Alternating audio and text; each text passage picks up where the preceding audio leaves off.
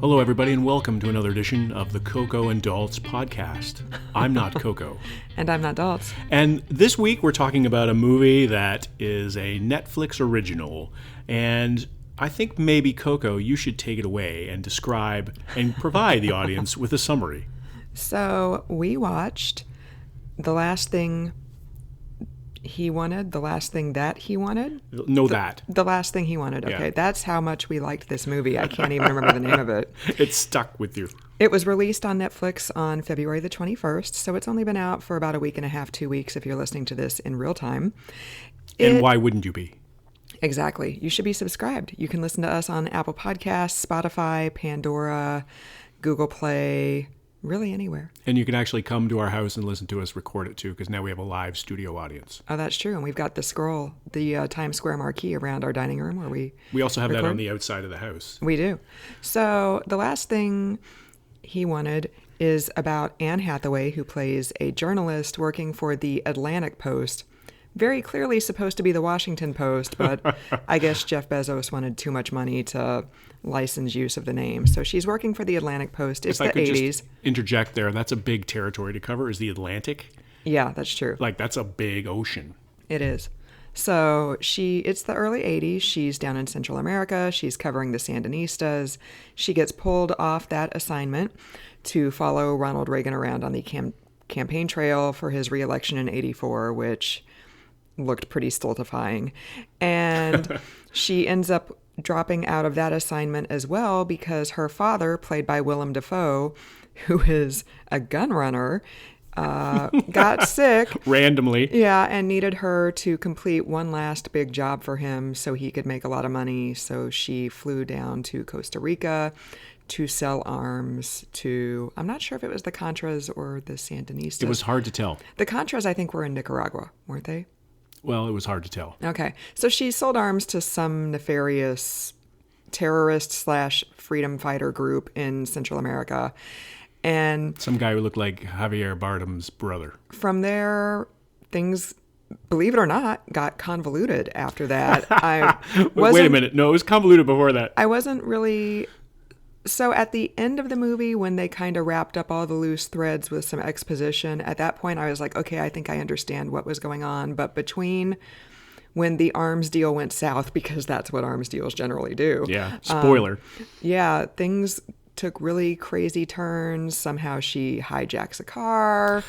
She ends up at some weird bathhouse run by Toby Jones, being his housekeeper, allegedly. She sleeps with Ben I thought Affleck he was doing like randomly. a Truman Capote thing there too. Yeah, so it was really kind of convoluted. There was not a lot of explanation for what was happening, and everybody kind of talked in hushed tones. It was hard to hear what they were saying. So it was really hard to hear, and we're not 85, so I was like, maybe we need to have the closed captioning on so we can... Oh, you should have suggested that, because I was thinking that as well. Yeah, kind of understand it. Yeah. So all of this to say, The Last Thing He Wanted has a 4.3 out of 10 rating on IMDb and a 7% fresh rating on Rotten Tomatoes, and I would kind of concur with that. What about you, Daltz? What did you think about the movie, the plot, the acting, all of it?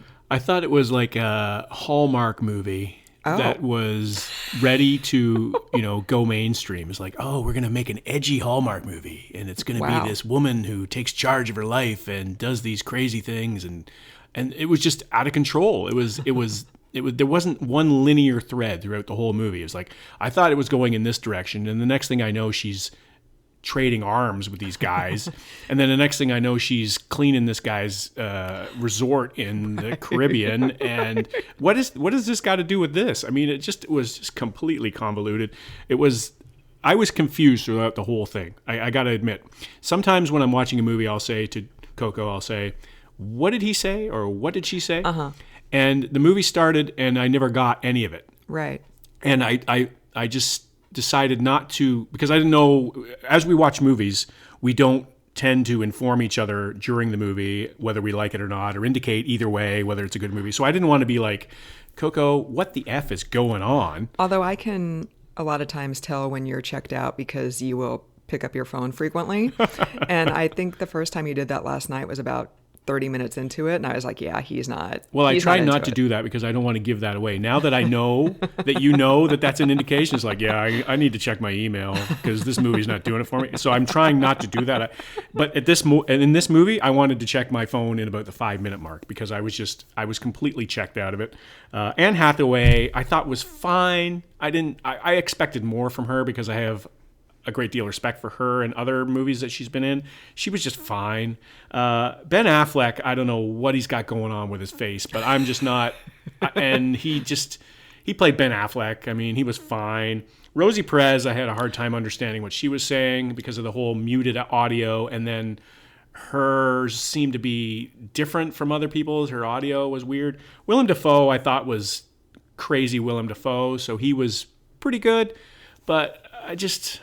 none of it came together for me. It seemed like there was 4 separate stories going on at the same time, and you thought that one would dovetail into the other, and then everything would come together, and it would all the pieces would come together, and it didn't meld together at all for me. Yeah, there were definitely a lot of things I didn't understand. I didn't understand why she got sent to the TWA lounge at the airport. Like, was she meeting somebody? Was she just signaling, I'm your contact person now? Like, I didn't get that. And then she got thrown out of the TWA lounge, which was apparently an attempt at extraction by the French intelligence agency. Right. Like, it was...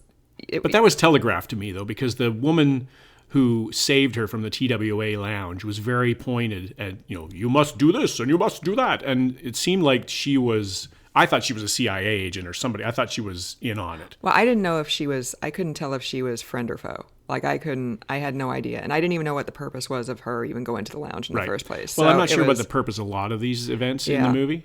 Yeah, the performances were just fine. There was nothing outstanding. The plot was difficult to follow. Apparently, this is based on a book by Joan Didion from the 90s, which...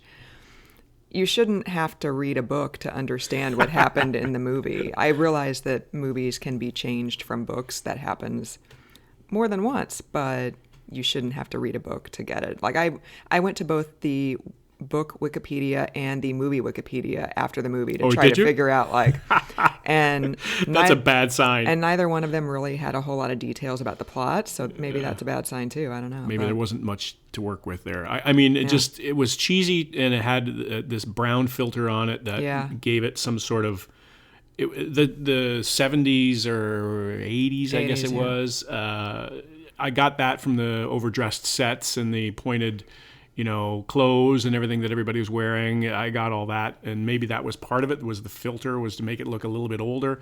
But at some points it made it look really cheesy, and it made it look, again, like some sort of Hallmark movie that was slapped together in a week. Like, this really felt like it was thrown together in a hurry, this movie. It's like, okay, Hathaway, Affleck, Dafoe, Perez, their schedules align right here. Yeah. We got 6 weeks to make this movie. And those are all good actors. Right. Like, they've all been nominated for or won Academy Awards. I think even Rosie Perez. So this should be... You'd think it would be good. It's not like what the sum is greater than its parts or whatever. Yeah. Like, the sum is not as great as its parts. You would think, and then the idea when you read, I hadn't heard anything about it, and then you read me the plot summary about a journalist, and I said, well, you got me at a journalist because I want to watch that. And this really didn't have any, the editor I didn't buy. I mean, he was just a cantankerous stereotype editor guy. He looked like Steve Kerr. He did look like Steve Kerr. I was trying to think of who he looked like, but he looked like Steve Kerr. I totally thought, like, when they first showed him, he was kind of far away, and I was like, is Steve Kerr, like, moonlighting as a Netflix actor? Like, what's going on? Well, they're running out of content, so, maybe they're running out of actors, too. Who knows? Hey, Steve Kerr, come on. Act for us. I actually think it's kind of funny that you thought it was a Hallmark movie because it felt like a Hallmark movie. The thought of Hallmark touching the Sandinistas and like Iran-Contra is like the funniest thing in the world. It was like the edgy Hallmark movie and had swearing in it. And it's like, okay, Hallmark Midnight or something like that. Like, it's a different brand, you know what I mean? Hallmark X. Right, yeah. And so now there's swearing and there's nudity. And there was some interesting, like, it had so much potential, and I think that maybe this is because of the source material, because it was a book from Joan Didion, but like the lead protagonist, the protagonist, I should say, has suffered through breast cancer. So there was an interesting thread there, but it was just kind of the way it was revealed was awkward, and it wasn't really a thread. And there wasn't, there wasn't that moment where, subtle or otherwise. I mean, Hollywood is not subtle, but sometimes it can do things in subtle ways. This was like not. It was in the opposite direction of being even subtle. You know what I mean? It was. I don't know. It could have been a lot more there. There could have been a lot of potential there. The relationship with the dad, so Willem Dafoe and Anne Hathaway, I got that it was conflicted, and there were some funny scenes with him in his house and stuff like that, and she's trying to look after him. But it was just one step. Like usually a story of this caliber, you're trying to build up within the 3 acts, right? You have the conflict, you have the chase, and then you have the resolution. Essentially, this just felt like it was all 1 act kind of scenes. It's like setting something up that didn't come, and then setting something else up that didn't come, and there was no resolution, and there was no conflict, and it was just kind of weird. It was just a weird jigsaw puzzle of a movie to me that just didn't fit together at the end. And when she delivered the arms, they put a mine in the ground, and then they blew up a dog. Yeah. So I knew you were out right there. Before that, I was like, I don't really know what to think about this. And then the dog blew up, and I was like, oh yeah, you can't do that. Like, you can't do that. Like, come on. No dogs were harmed during the filming of that movie, I might add. Well, yeah. Well, because Hallmark would not do that. They would not harm a critter. Well, I don't know. Now they've got the Sandinistas and the arms deals, like Hallmark : Sandinistas. That isn't Sandinista an album? Clash. The Clash. Yeah, that's right. Okay, awesome. Yeah. There we go. This movie could have benefited from some Clash mentality. It could have benefited from some a lot Clash soundtrack, because that would have that would have added to. And one other thing I should mention too is that there was some supremely cheesy special effects in this movie. In the climax of the movie, at the end scene that I won't spoil because it's adults hate spoilers. I don't like the spoilers. Why would you want to spoil a movie that you're not going to watch? But well, maybe that's why we should spoil it, because we're telling people not to watch this movie. So there's a scene at the end of the movie where somebody is falling in the water after being shot, and it looked like it was a painting. I mean, it didn't even look real, and a person took forever to fall, and they were falling in a way that you would never fall. Like they were falling like they were lying on a table in front of a green screen, sticking their arms up. And it was an end of a movie. It was a perfect end of the movie to me, because it was just like, okay, this is completely ridiculous. Like this, and the ending is just a shock ending, and it doesn't even look like it's real. It looked like it was a dream. And so I was thinking that at the end, then we would see the character who had fallen wake up in a cold sweat, and look at themselves and go, "Oh golly, I'm so lucky that was a dream." But whatever. So 2 thumbs down. 2 out of 5, 2 out of 10. I don't know. Yeah, I got to give it 2 thumbs down too. There are many ways it could have been better. Like, there's not one single thing I can point to and be like, yeah, no, I like that. Like, no, not really. I guess maybe the guy who played the French spook, like he was pretty good. Yeah. I liked him, but so I'm having a hard time thinking of a worse movie that we've seen. Wow. That we've reviewed on the podcast. Wow. Together. Can you think of a worse movie?